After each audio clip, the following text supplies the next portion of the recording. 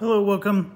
Okay, so I had just recorded a second setup video to complete the setup for this game, and it's a bad omen, folks. I can't even follow the setup rules correctly.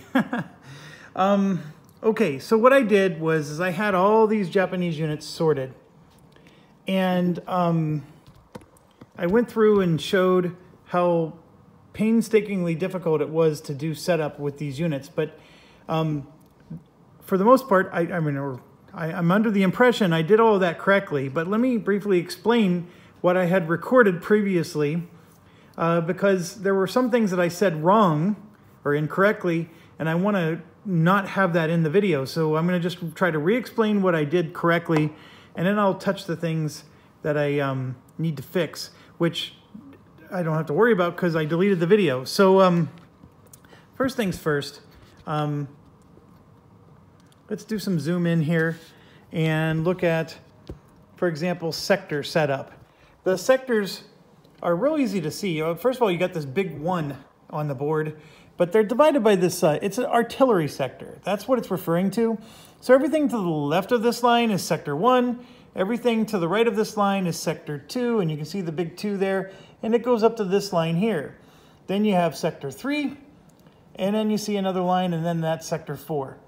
First things first, Board Game Geek. The rules say not to set up sector 1 and 4 for scenario 1. And what it really says is not to set up the depth markers. And I actually made the same mistake that the guy posted also made. I read it and I thought, oh, I don't have to set them up at all. It does say you're supposed to set them up. You're just not supposed to worry about the depth markers. Okay, fair enough. But if you're going to play the scenario 6, you set it all up. This is just a bunch of gobbledygook I wrote down. It was corrected on BGG. You get set up. They're supposed to be set up for the campaign, scenario 6, no matter what. And in scenario 1, it was supposed to say that the U.S. units can't enter Sector 1. Sector 1 is Mount Suribachi, by the way. But you do need to set up the units because they have some artillery and stuff that can shoot at you. You just can't enter Sector 1 because remember, the introductory scenario is just the first day of the invasion, and that's it. So they basically prohibit you from trying to go into Sector 1 if you're just going to do the basic scenario. But if you're doing the full campaign, yes, you have to set it up. Sector 1 is Suribachi. Sector 4 is just on the other bloody end of the map. And what the rules were trying to do is they were trying to tell you you don't have to bother setting up Sector 4 because the introductory scenario is over here in Sector 2. You're never going to make it to Sector 4 on day 1 of the invasion. So basically they were trying to save you some time. You don't have to worry about Sector 4 is what they were trying to get at. But the bottom line is you have to set it all up, okay? Just set it all up. Sorry for that. Sorry again. Okay, so now let's talk about what that means. So when you sort your units, you're going to have, let me zoom in here so you can see it better. You're going to have these different unit types.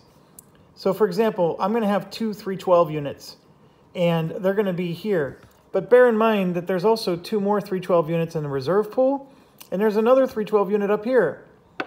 So just because it says 312, if you put them all in one big stack, you're going to have 5 Japanese 312 units. Okay? One of those 5 is randomly going to be put in the reserve pool for Sector 2. 2 of them are going to be in the reserve pool for Sector 1, and then 2 of them will actually be set up. So you see how that plays out? Just because they all say 312 on them, you can't even assume that they're all in the same sector pool. And this happens actually several times where you're going to have different Japanese units in different places. You have to be very meticulous about lining up your units with what it says. And I'm sorry I'm being a little shaky here. But like, for example, the 1/145 is different than the 2/145.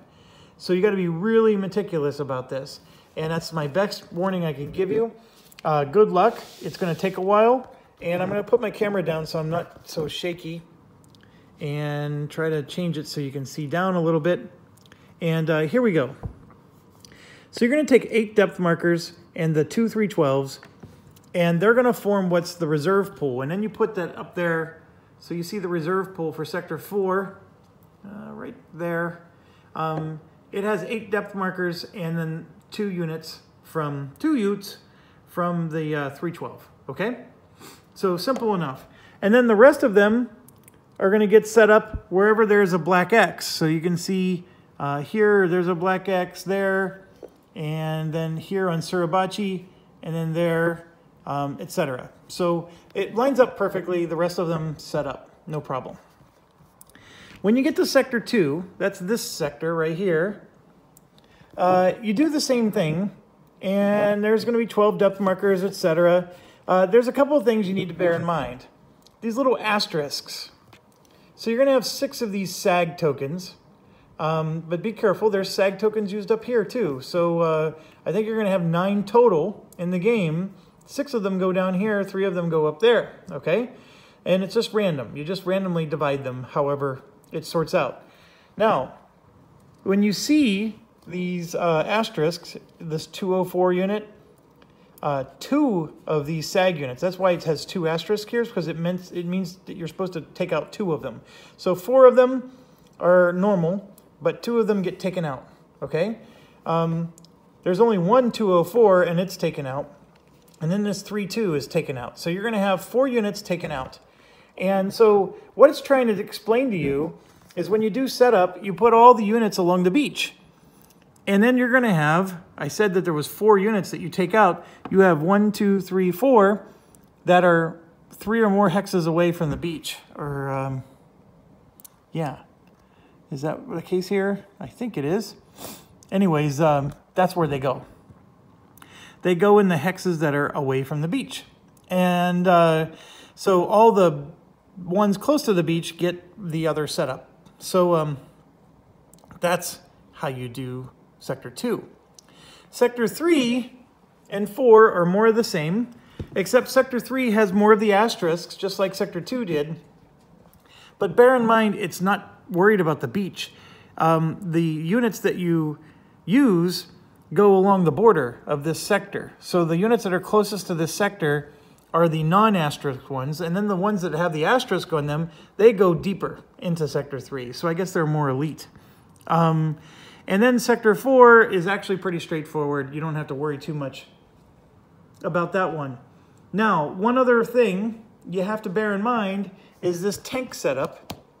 And if I understood it correctly, is the Japanese depth markers getting mixed in with the 12 Sector 4 and the 35 Sector 3. You mix them all together. Then you take 12 out, and that's what makes Sector 4. And of those 12, some of them might be tanks. And then you take 35 out, and of those 35, some of them might be tanks. And after doing that, I had 2 depth markers left over. So if you want to do it easier, what I recommend is you take 12 of them out, some of them might be tanks, and then you just take 2 out and put them there, and then everything else, including the tanks, is in Sector 3. That makes it a little quicker for you. I have a question on Board Game Geek I'm trying to get an answer to. There's some black Fs and some white Fs, and I don't know what the difference is. I can't find it anywhere in the rule book that tells me what the difference is between them. But these fortifications are nasty. And let me just explain to you. Like, we'll go look at Suribachi here. Here you can see there's a white F and 2 white Fs, okay? So, and then this is a black hilltop, because see how it has the black triangle? And this is a non-black hilltop. So that's important. This one has a starting unit. This one does not. Also important. But if I take you over to here, it's not a white F, it's a black F. So what's the difference there? And then if I take you over here, it's double white F, and then there's a black F. So that's the part that I don't understand what's happening. Here, there's a white F and a double white F. And I'm thinking maybe the white is for hilltops, right? Because triangles are hilltops, and these are not hilltops. You see the difference? The triangle is a hilltop. That much I can tell you. And so it might be that, oh, well, see, I'm wrong, because look up here. This is a hilltop and it has a F. So, I mean, there's just no rhyme or reason, and I can't, and then what makes it worse is, for example, that's a black F there. And if I come over here, oh, that's the wrong example. Oh, right here. These are double white Fs. And then if I come over to here, that's a double black F on the scenario setup sheet. I have no clue what that is. But what I can tell you is that the rules have some very specific things about how to set up fortifications. So you can see here that there are 3 types of fortifications. There's these class 1s, okay? And you need to sort them. So we're gonna flip over the class 1s, and I don't know which one's which, so don't worry. And then there's a whole bunch of class 2s, so we're gonna flip those. And again, I don't know which one's which, and I'm making a big mess out of it. So I might as well just leave it as a bloody mess. And then we have a bunch of class 3s, which I'm gonna scoot a little further to the right, and then we'll flip those over. So we have 3 pools of classes 1, 2, and 3, okay? So it talks about hilltop positions and fortifications and how to place forts. So we know we're supposed to place one of these anywhere that you see one of those Fs, okay? That part I get. The white F versus the black F could dictate something. Like, I'm wondering, like, is one used for scenario 5, another one's used for scenario 6? That part I don't know, but all black hilltop positions and the quarry position, which is 723. I don't know what the quarry position is. And this is 727, 26, 25. Nope, that's 7, 27, 26, 25, 20. So that's the quarry position right there. So see, that's a position. That's not a... And so we got that part right. The triangles are hilltops. These are positions. But that's a position with an F, so we need to be mindful of that, right? But it's saying that that position is treated like a hilltop. Okay, fair enough. All black positions and quarry position require 2 forts when placement occurs. One is a class 1, the other is a class 2. After both have been picked without knowing the order, place them in their fort locations stacked together, randomized. That's fine. Each such location has a unit from the reserve pool and a depth marker placed with the fort. So we have to go and grab from those reserve pools that are up there. And then Japanese hilltop positions that are a color other than black require a class 1 fort and 1 unit from the reserve pool, but no depth marker. Black non-hilltop Japanese fort locations. Oh, see, that's Japanese hilltop positions. Okay, a Japanese hilltop position is a non-triangle. That would be these. Positions have like the hex-looking symbol. Black non-hilltop fort locations require the placement of a class 2 fort. So it gets a little zany, but here's it in a nutshell. If it's a black hilltop, it's getting a class 1 and a class 2, which you have to sort of figure out how to randomize them. And then every one of those locations gets a reserve unit and a depth marker. If it's a hilltop position, meaning it's not a triangle, and it's a color other than black, it gets a class 1 fort and 1 unit from the reserve pool. If it's a black non-hilltop Japanese fort location, then it gets a class 2 fort. So, and it looks like it does not get a reserve, which is crazy.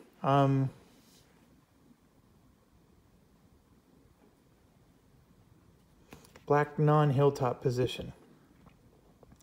So I'm assuming there's no reserve for them. All right, so let's take this through. Over here, you have a black hilltop position. So that's in Mount Suribachi. You can see it here on A4. That's a black hilltop position. It has an FF. I can tell you the FF represents that it's going to get 2 fortifications. And that's exactly correct with the rule book, except you have to pick specific fortifications, right? It has to be a class 1 and the other has to be a class 2. So I'm grabbing a class 1 and class 2. I have no idea how to randomize them, so while I'm chatting with you, I'm just spinning them back and forth. And so I'm taking a class 1 and a class 2, and I'm putting it there. So now it says that each of those locations gets a unit from the reserve pool and a depth marker. I'm going to assume that since it has a starting X on it, it doesn't get a unit from the reserve pool, but I will grab a depth marker. So we put the depth marker on, and then the unit that started with it goes on top. Now this is a Hilltop marker that has an F, but it's not black. So this is a Hilltop position that are color other than black.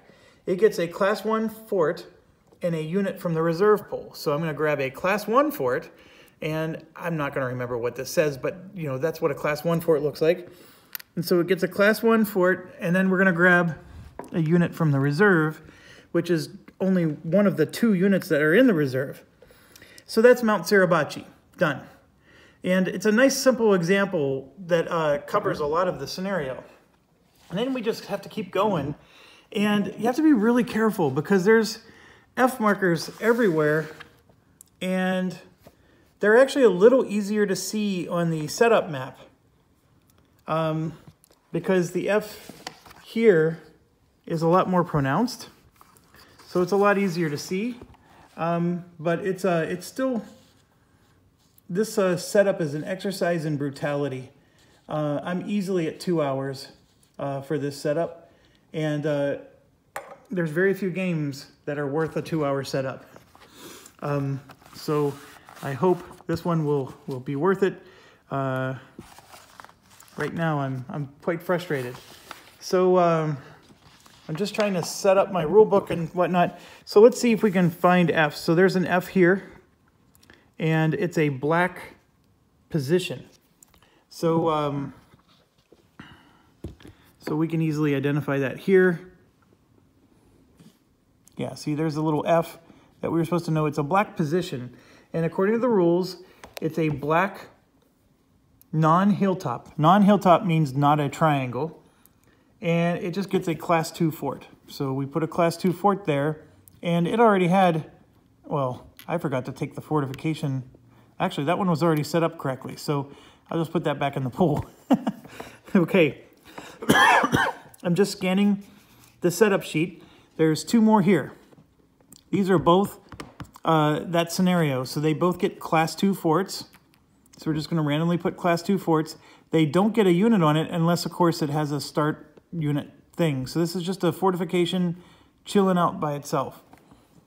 So then we go to the Quarry, and the Quarry said you get a 1 and a 2. If I remember correctly, Quarries get 1 and 2. Yes, they do. And while I'm chatting with you, I'm shuffling.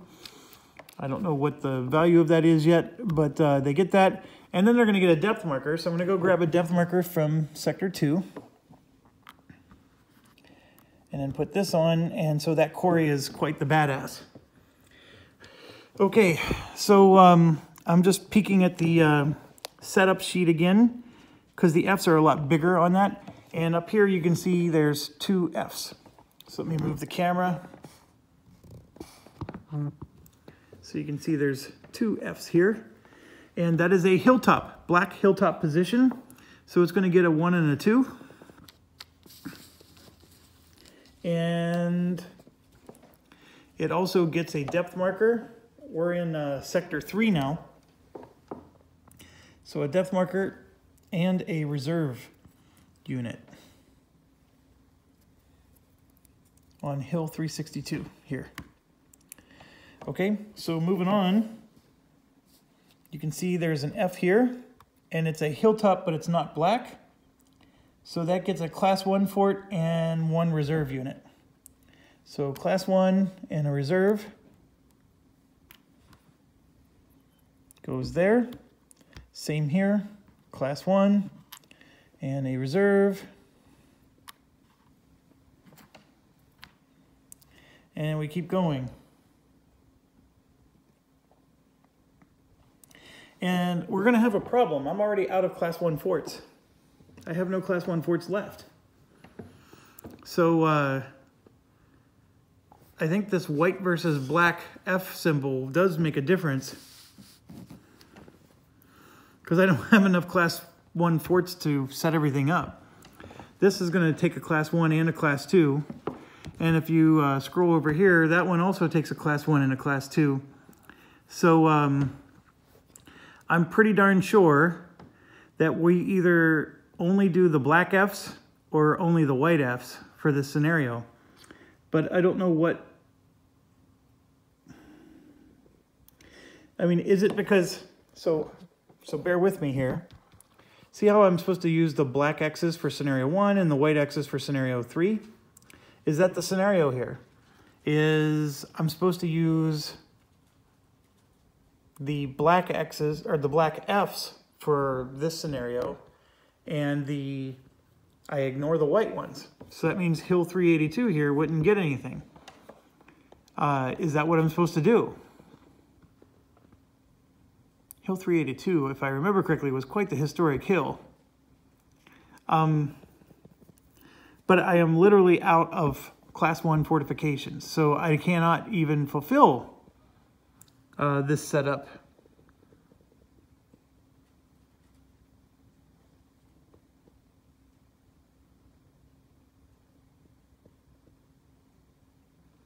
It says forts are only placed in position hexes that contain a fort location symbol. Follow any scenario instructions, if any, that direct you to place a fort.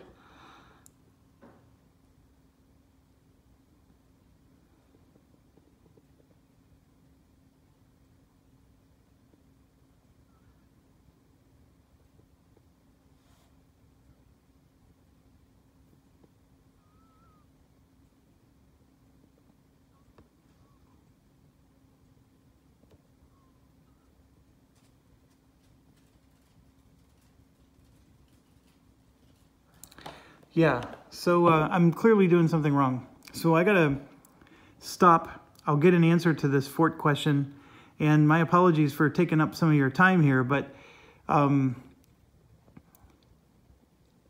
I cannot continue.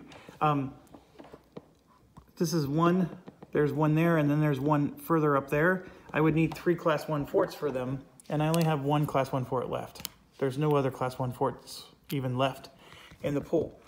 So let's assume I wasn't supposed to put them on the white ones. I would still go here. I would go here. I would not go there, you see? And I would not go there, and I would not go there.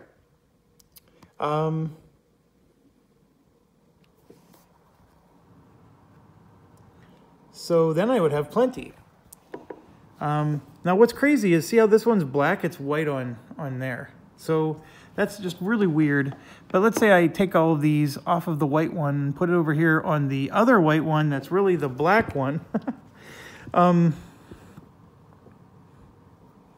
Quarry, of course, gets a level 1 class. By the way, these class 1 fortifications are the toughest. The 3 are the easiest. So let's say that that's what I was supposed to do, and let's keep going. Play this out. So these are both non-hilltop, and then that one is a hilltop, but it's not black. All right, so let's take this and run with it, and let's just assume that the black ones are the ones we're supposed to do. So process of elimination, right?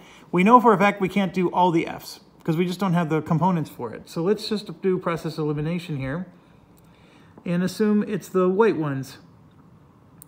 Okay, so if it's a color other than black, it gets a class 1 fort and a reserve unit. And then when I say other than black, I mean the black triangle. So this one would get a class 1 fort, the very last one, by the way. And that's sector 3. So we're gonna grab a depth.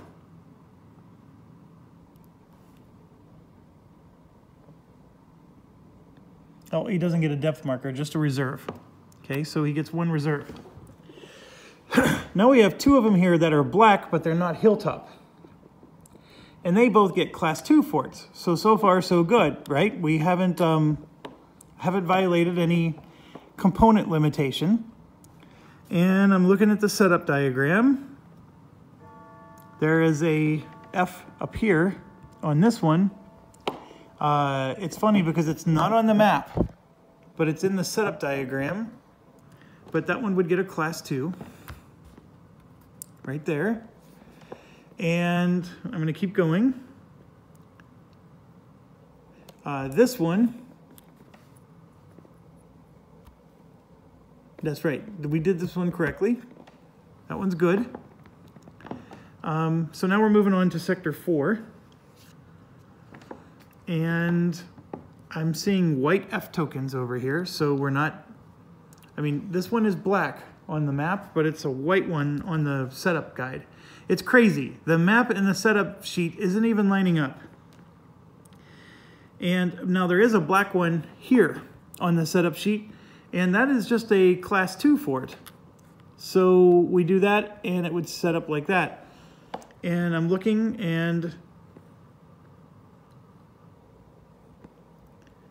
right here is our rule breaker. That is black. It is a Hilltop, and I don't have any more class 1 forts to set up on it. So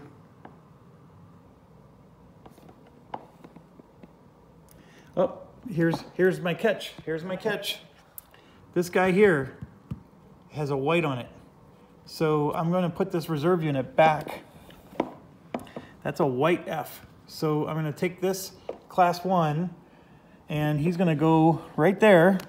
So I'm still not violating the rules or the component limitation, and then he gets a reserve marker. So pretty crazy stuff, isn't it? So pay attention to the setup guide. I do remember Board Game Geek says that the setup guide trumps the map. The map is clearly not matching the setup guide, which is the other reason you don't make a separate sheet with fire tokens on it. That's why you don't do it. You just make one. Very upset about that still, in case you haven't been able to tell. But I think that is set up. I think we ignore the white Fs and we only set up the black Fs. Now the question then becomes, it says here that a fort location that currently has no fort but is still not controlled by U.S. units has a fort immediately placed in that hex if a U.S. unit enters within 3. So maybe that's how the white ones work, is if you get within 3 spaces of a white one, then it gets a fort. But that's the best I can do for you. We have a whole bunch of class 3 forts here, and those are left over. There wasn't a lot of situations that used class 3 forts. And then we had a couple class 2 left over. So anyways, we put those in, and that's it. There's 3 classes of forts. So be careful with that. And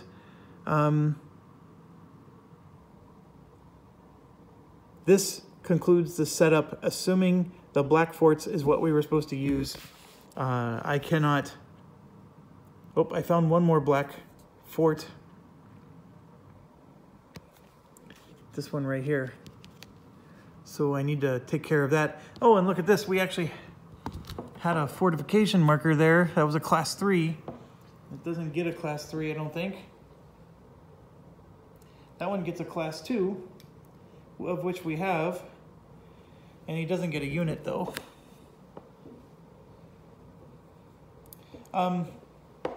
So I'm feeling pretty good.